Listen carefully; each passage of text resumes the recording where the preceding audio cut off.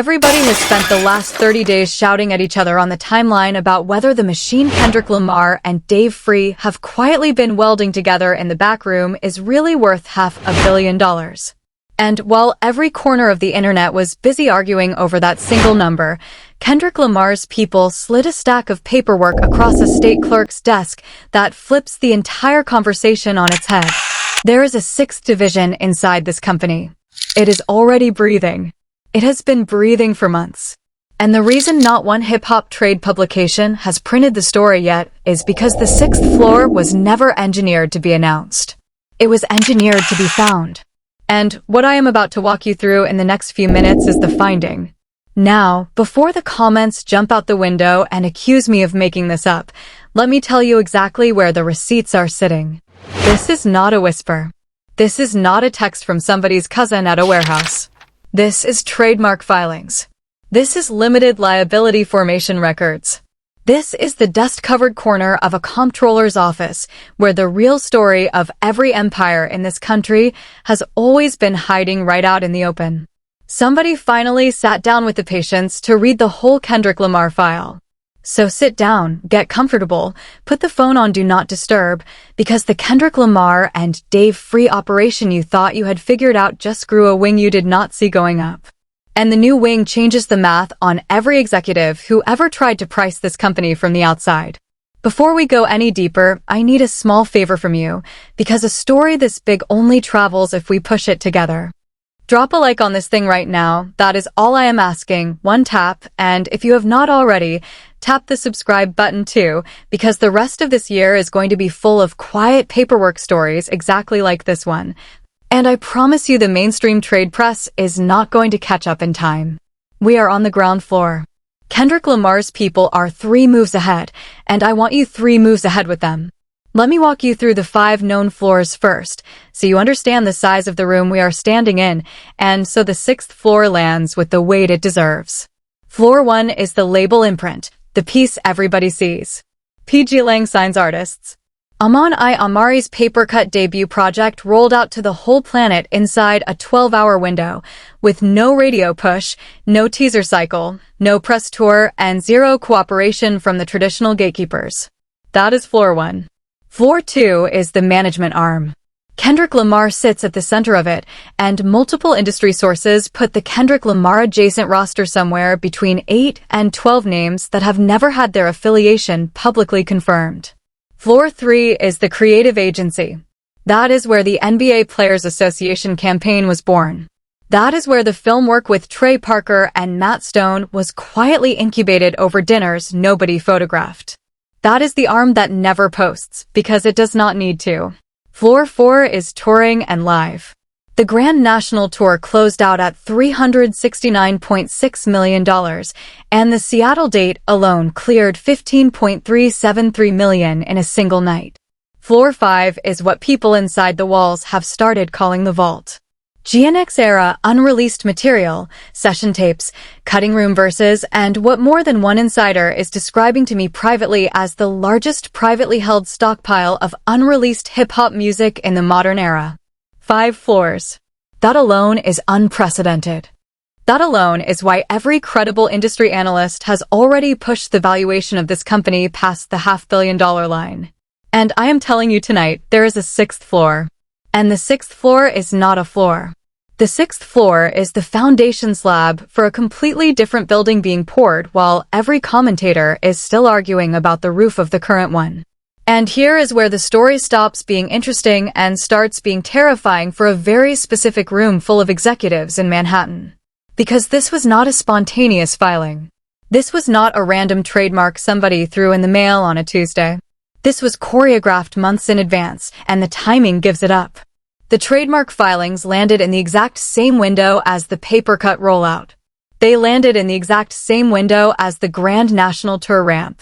They landed in the exact same window that Universal Music Group was, according to multiple people close to the negotiation, quietly renegotiating Kendrick Lamar's royalty rate upward on Not Like Us in the aftermath of the dismissed Drake lawsuit. Which means, at the exact moment Kendrick Lamar was pulling more money out of the major label system than any rapper of his generation has ever pulled, Kendrick Lamar was simultaneously funding the infrastructure that would let Kendrick Lamar never, ever need that system again. That is not making music. That is not artistry. That is corporate ninjutsu at a level the hip-hop industry has never seen Kendrick Lamar or any rapper of this stature execute in real time. And here's the piece that keeps the C-suites at Universal, at Sony, at Warner up at night with the lights on. These trademark filings are not defensive. Defensive filings are what you see when a rapper trademarks their own name so nobody can slap it on a bootleg t-shirt in a mall kiosk. What Dave Free filed for reads like a company preparing to run a full-service, vertically integrated, independent media platform, one that could, hypothetically and legally, host its own catalog on its own servers under its own terms, with its own royalty splits, on its own release cadence. That is a Trojan horse the industry did not see coming, because the Kendrick Lamar and Dave Free camp never made a single announcement while they were rolling the whole thing inside the gates. Let me lay 3 receipts on the table, and I want you to draw the line yourself. Receipt 1, pgLang is already producing film content through Paramount, and the film with Trey Parker and Matt Stone has been strategically delayed to align with the tour ramp and an awards run. Receipt 2, pgLang is already producing music and distributing it globally within a 12-hour window, with zero major label infrastructure in the middle. Receipt 3, pgLang has now filed for trademarks in the streaming platform category. Now draw the line between those 3 points and tell me what building shows up on the blueprint. That is a self-contained media empire. That is Disney in 1955. That is Netflix in 2007. That is Apple in 2001. That is every single pivot moment right before a legacy industry got walked into a wood chipper by a company that had quietly, with no press release and no cover story, assembled the infrastructure to replace it. And nobody in the mainstream trade press is writing about this, because they are still busy printing first-week Iceman numbers for Drake and pretending the story of the year is a chart position. Let me talk about Dave Free for a minute, because Dave Free is the reason the 6th floor is even possible. Everybody in this culture keeps calling Dave Free the guy in the shadows, the operations mind, the co-founder, the quiet one, the fixer. What Dave Free actually is, in plain English, is a full-service corporate architect who happened to grow up next to Kendrick Lamar, one of the greatest lyricists of the modern era. His fingerprints are on everything. Dave Free is why the Not Like Us music video was directed the exact way it was directed. Dave Free is why the halftime show was structured the exact way it was structured. Dave Free is why Paper Cut hit the world in 12 hours instead of a 12-month press cycle.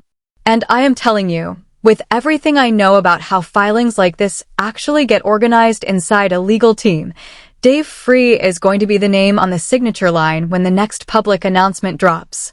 Because here is the part even the sharp people in the culture have not fully absorbed: Dave Free is not building a music career. Dave Free is building an institution. And the institution has Kendrick Lamar as its flagship, but Kendrick Lamar is not the ceiling of this thing. Kendrick Lamar is the front door. Now the valuation math. If you take the 5 floors we already knew about and price them the way a normal media analyst would, the number lands somewhere around $500 million. If you add the 6th floor and you assign it even a modest valuation based on how the market has priced comparable independent media plays over the last 5 years, you are looking at a number that could triple that valuation inside a 36-month window. And that number does not include the GNX vault. That number does not include the equity in the Paramount film.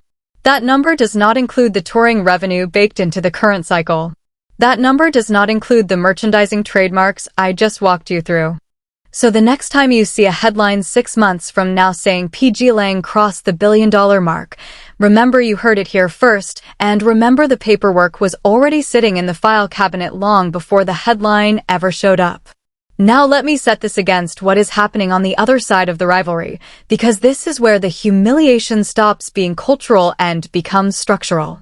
While Kendrick Lamar and Dave Free are quietly filing trademarks for an independent media platform, Drake is publicly suing his own label, publicly leaking that he wants to walk with 43 unreleased songs, and publicly flooding the market with 3 albums in a single day that got absorbed into a random Tuesday afternoon.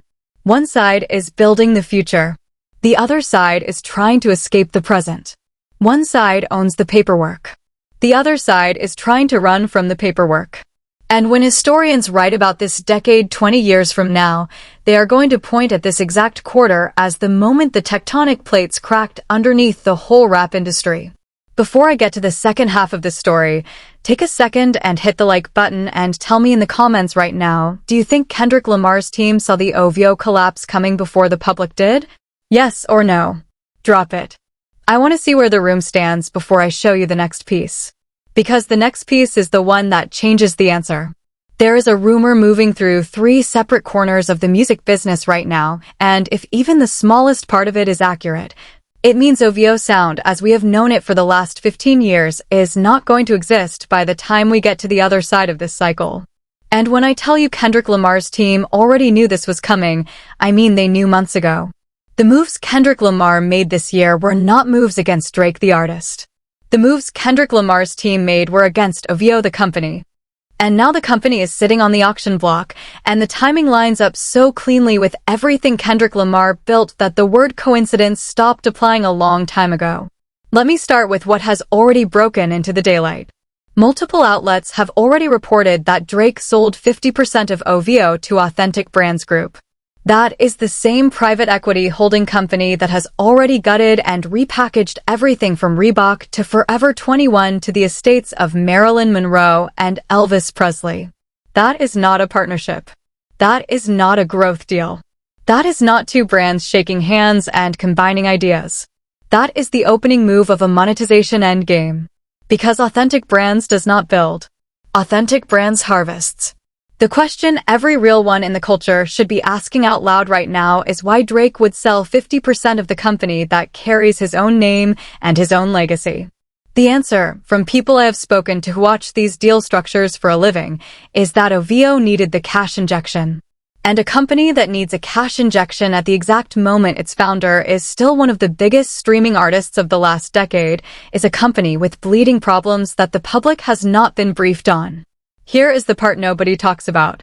OVO, the label, has, for years, been quietly carrying a roster of secondary artists whose commercial output has never justified their signing bonuses, their marketing spends, or their overall overhead. When Drake was pulling in $500 million in touring and streaming, that was fine. The Drake revenue subsidized the entire operation. But once the tour cycle wound down, once Iceman failed to convert into the sustained catalog play OVO's business model actually requires, and once Universal reportedly reallocated marketing budgets away from OVO and toward pgLang at a 3-to-1 ratio, that subsidy stopped functioning. A label without a subsidy is a label with a math problem. And a math problem always finds its way onto a private equity spreadsheet eventually. Now let me tell you what those 43 unreleased songs actually are, because the public narrative has this piece completely misread. In the public conversation, those 43 songs are Drake's leverage. He can walk with them, he can drop them independently, he can use them to negotiate his exit. But in the actual industry conversation, according to how these deal structures are legally organized, those 43 songs are being valued right now by financial analysts as an asset sitting on OVO's balance sheet. And an asset on the balance sheet of a company that is 50% owned by Authentic Brands is an asset that can be leveraged, licensed, or, in the worst-case scenario, sold as part of a bulk catalog play down the line. Read that sentence again. There is a scenario, and it is not a fringe scenario, where Drake's unreleased music ends up owned by a private equity firm that then licenses it out for sneaker campaigns, docuseries soundtracks, and whatever other synergy plays sit inside the portfolio. That is not the artistic future Drake told his fans he was assembling. That is a fire sale wearing a marketing budget. Here is the part that should make your jaw hit the floor. Kendrick Lamar's team has been operating for the last 2 years as if this outcome was inevitable. Every single move pgLang has made, the vertical integration, the 12-hour independent release capability, the trademark filings I just walked you through, the surgical alignment of the film delay with the tour ramp, Every one of those moves is exactly the move you make when you know your primary rival is about to lose control of their own infrastructure. You do not build a self-contained media platform because you want to compete with the majors. You build a self-contained media platform because you know the majors are about to consolidate, get acquired, get gutted, or get liquidated, and you want to be the one sitting on the independent throne when the smoke clears. Kendrick Lamar's team saw the OVO cash flow problem before the public did, because that is what real intelligence looks like at this altitude of the game. Let me give you the historical pattern so you understand this is not speculation being sold to you. When Death Row got sold, when Bad Boy went through restructuring, when Cash Money hit its accounting crisis, the artist who walked away with the most equity was always the artist who saw the wave coming and positioned before the wave arrived. Master P did it. Jay-Z did it. Diddy tried to do it and got tangled inside his own scandals before the exit was clean. And Kendrick Lamar is running that exact same playbook right now, and Drake is running the opposite playbook, the sell 50% to a holding company for a cash injection playbook, which has historically been the opening chapter of the end of the story every single time it has been run before. Here is the scenario that keeps the smart executives up at night. Inside the next 24 to 36 months, Authentic Brands moves in and acquires the remaining 50% of OVO in a distressed valuation. They keep the branding for licensing, but they release the roster into the wind. The roster scatters. Some artists go independent. Some sign with pgLang. Some sign with the majors on discounted deals because they no longer have an active label home. And Drake, the founder, either has to buy his own trademark back at a premium price he did not plan for, or watch his life's work get slotted into an Authentic Brands portfolio next to Reebok, Nautica, and a dozen other harvested cultural artifacts. That is not a rap career outcome. That is a cautionary tale outcome. Now, some of you are already typing in the comments, this is speculation, this is not confirmed, Drake is still one of the biggest streaming artists alive, this does not add up. And I hear you. Every one of those objections is fair on its own. But I want you to look at what is actually confirmed on the record. 50% sold, confirmed. Lawsuit against Universal dismissed, confirmed. Marketing budgets reallocated, reported by insiders with sourcing. 3 albums flooded in a single day and absorbed into background noise, measurable inside the streaming data itself. 43 unreleased songs floating outside the release schedule, reported. Each individual data point could be dismissed alone. But when you stack them on top of each other, you are staring at the fingerprint of a business in structural decline, and no amount of Instagram live sessions is going to reverse that fingerprint. I would bet, and this is educated speculation, not a hard claim, that Dave Free has a document sitting on a hard drive somewhere in a Los Angeles office that has already wargamed the OVO liquidation scenario 6 different ways. What roster spots pgLang might pick up? What producers become available in the aftermath? What sync deals get freed up? What touring markets get abandoned? What festival slots open up? That is what real strategy looks like at this altitude, not making an Instagram post about your latest beef, but sitting in a quiet room with a spreadsheet and modeling out what happens to your rival's company when the private equity vultures finish their meal. So the next time you see a headline about Drake and OVO and Authentic Brands, understand that the headline is a symptom, not the story. The story is that Drake sold half of his empire to a company that harvests brands, and Kendrick Lamar spent the exact same window building an empire that cannot be harvested because it was designed from the ground up to be unharvestable. One side is being sold for pennies. The other side is being priced north of $500 million and climbing. And the difference between those two outcomes is not talent. It is not charisma. It is not radio play. It is architecture. Kendrick Lamar and Dave Free engineered a fortress. Drake and his team accepted a check. And in 10 years, when the culture writes the postmortem, that single sentence is going to be the chapter heading. Log the pattern. The 6th floor is real. The paperwork is real. The trademarks are on file. They're searchable. They're the loudest silent announcement in the modern history of hip-hop. So the next time somebody on your timeline argues about whether Kendrick Lamar and Dave Free's pgLang is a real label or just a vanity project, send them this video.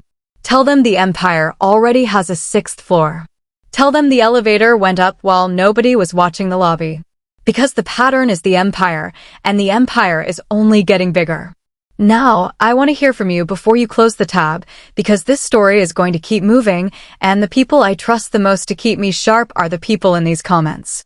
Do you think Kendrick Lamar and Dave Free actually pull the streaming platform play off?